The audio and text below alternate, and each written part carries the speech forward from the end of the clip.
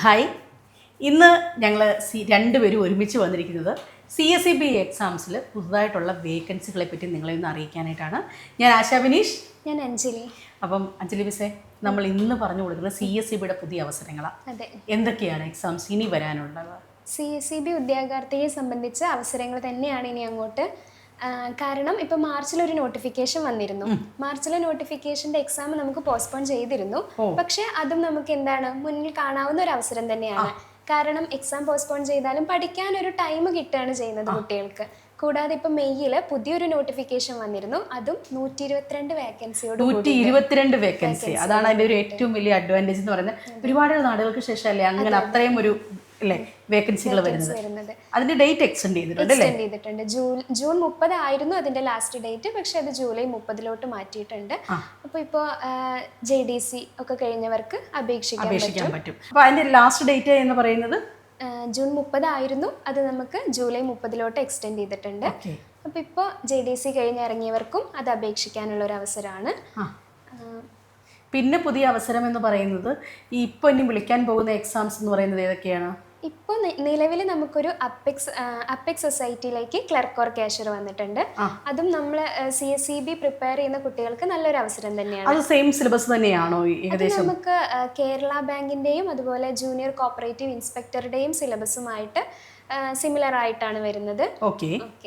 പിന്നീട് എന്താ അവസരമുള്ളത്? പിന്നെ ഇപ്പോൾ CSEBയിൽ തന്നെ നമുക്ക് പ്രതീക്ഷിക്കാവുന്ന ഒരു അവസരം, ഇപ്പോൾ കേരള ബാങ്കിന്റെ നിയമനം നടന്നല്ലോ. 450ഓളം നിയമനം നടന്നിട്ടുണ്ട്. അതിൽ തന്നെ സൊസൈറ്റി കാറ്റഗറിയിൽ നിന്ന് പോയിട്ടുണ്ടാവും.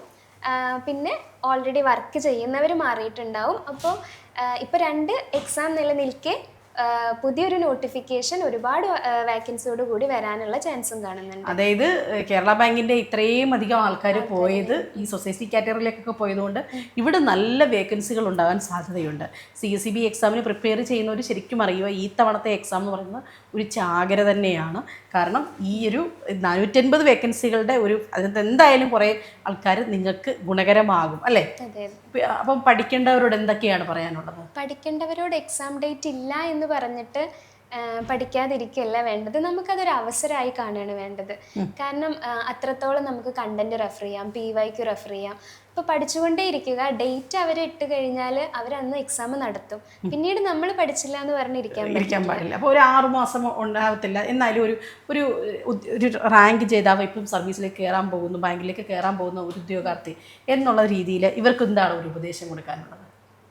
എനിക്ക് പറയാനുള്ളത് ഇത് തന്നെയാണ്. എക്സാം ഡേറ്റ് ഇല്ല, പക്ഷെ എന്താണ് അത് കരുതി കുറേ പേര് എക്സാം ഡേറ്റ് എന്നാണ് അന്വേഷിച്ചുകൊണ്ടിരിക്കുന്നത്. ആരും പഠിക്കാനൊരു ഉത്സാഹം കാണിക്കുന്നില്ല. എന്ന് എക്സാം ഡേറ്റ് വരും എന്നുള്ള കോളുകളാണ് വരുന്നത്. അവർക്കും അതെ, എക്സാം ഡേറ്റ് എന്നാണെന്ന് അറിയുന്നത്. പക്ഷെ ആ സമയം നമ്മൾ ഒന്ന് ക്ഷമിച്ച് പഠിക്കാൻ കൊടുത്തു കഴിഞ്ഞാൽ അവർ എക്സാം ഇടുന്ന ദിവസം നമുക്ക് കറക്റ്റായിട്ട് എഴുതാൻ സാധിക്കും. അപ്പോൾ എല്ലാവരോടും അതാണ് പറയാനുള്ളത്. പഠിക്കാനുള്ള ഭാഗങ്ങളൊക്കെ കൃത്യമായി പഠിക്കുക. അപ്പോൾ പഠിച്ചു തുടങ്ങാൻ സാധിക്കുന്ന രീതി ഇപ്പോൾ ടൈം ടേബിളൊക്കെ എങ്ങനെയാണ് സെറ്റ് ചെയ്ത് കൊടുത്തിരിക്കുന്നത്? ഇപ്പോൾ കൃത്യമായിട്ട് പോകുന്നുണ്ട്. നമ്മുടെ ഏകദേശം ഇപ്പോൾ ഓൾറെഡി റൺ ചെയ്യുന്ന ബാച്ചിൻ്റെ ഏകദേശം എത്താറായിട്ടുണ്ട്. പുതിയ ബാച്ച് അതിനോടൊപ്പം സ്റ്റാർട്ട് ചെയ്തിട്ടുണ്ട്. അതിലെന്തായിരിക്കും കൂടുതൽ ഫോക്കസ് ചെയ്യുന്നത്? ഞാൻ കൂടുതലും നമുക്ക് ആദ്യം ഇപ്പോൾ കണ്ടന്റാണ് ഫോക്കസ് ചെയ്യുന്നത്. ഒന്ന് കണ്ടന്റ് ഓക്കെ ആയി കഴിഞ്ഞാൽ ആഴ്ചയിൽ PYQ വർക്ക് ചെയ്യാൻ കൊടുക്കുന്നുണ്ട്.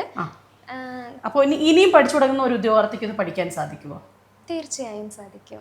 ഇനി ഒരു ഉദ്യോഗാർത്ഥി ഇപ്പോൾ പഠിക്കാൻ ആദ്യമായിട്ട് തുടങ്ങുകയാണ്, ഇപ്പോൾ ഈ പരീക്ഷയ്ക്ക് അപ്ലൈ ചെയ്യുന്ന ഒരാൾ എന്തൊക്കെയായിരിക്കണം ശ്രദ്ധിക്കേണ്ടത്? തീർച്ചയായും എക്സാം ഡേറ്റ് ഇല്ലാത്ത കാരണം സമയമുണ്ട്. അതുകൊണ്ട് ആദ്യം ഒന്ന് കണ്ടന്റ് ഒരു എക്സ്ട്രാ ടൈം കൊടുത്ത് കണ്ടന്റ് കവർ ചെയ്യുക. കണ്ടന്റ് കുറച്ചൊന്ന് പെട്ടെന്ന് ഓക്കെ ആക്കി PYQയിലോട്ട് ആൾ കിടക്കുക. PYQ വർക്കൗട്ട് ചെയ്ത് കഴിഞ്ഞാൽ നമ്മുടെ ഒരു എക്സാമിനെ സംബന്ധിച്ചിടത്തോളം PYQന്റെ ഇമ്പോർട്ടൻസ് ഭയങ്കര വലുതാണ്. പ്രാക്ടീസ് ചെയ്യുന്ന ഒരു കുട്ടിക്ക് മനസ്സിലാവും. 2020 മുതലുള്ള PYQ നോക്കുന്ന ഏതൊരു കുട്ടിക്കും മനസ്സിലാവും. കാരണം ഇപ്പോൾ വരുന്ന ക്വസ്റ്റ്യൻ പേപ്പറിൽ ആ ചോദ്യങ്ങളാണ്. അതുകൊണ്ട് PYQ വർക്കൗട്ട് ചെയ്യാൻ സ്റ്റാർട്ട് ചെയ്യുക. പെട്ടെന്ന് തന്നെ കവർ ചെയ്യാൻ പറ്റുന്നതേ ഉള്ളൂ. ഓക്കെ. അപ്പോൾ CSEBയുടെ അവസരങ്ങൾ നിങ്ങൾക്ക് എല്ലാവർക്കും മനസ്സിലായി കാണുമല്ലോ. അപ്പോൾ അവസരങ്ങൾ മനസ്സിലാക്കി പഠിക്കുക എന്നുള്ളതാണ് നമ്മുടെ വിജയം. നന്നായി പഠിച്ചു തുടങ്ങുക. പഠിക്കാൻ ആഗ്രഹിക്കുന്നവർക്ക് തീർച്ചയായും ഞങ്ങളോടൊപ്പം ജോയിൻ ചെയ്യാവുന്നതാണ്. CSEBയുടെ പുതിയ ബാച്ചിലേക്ക് എല്ലാവരെയും സ്വാഗതം ചെയ്തുകൊള്ളുന്നു.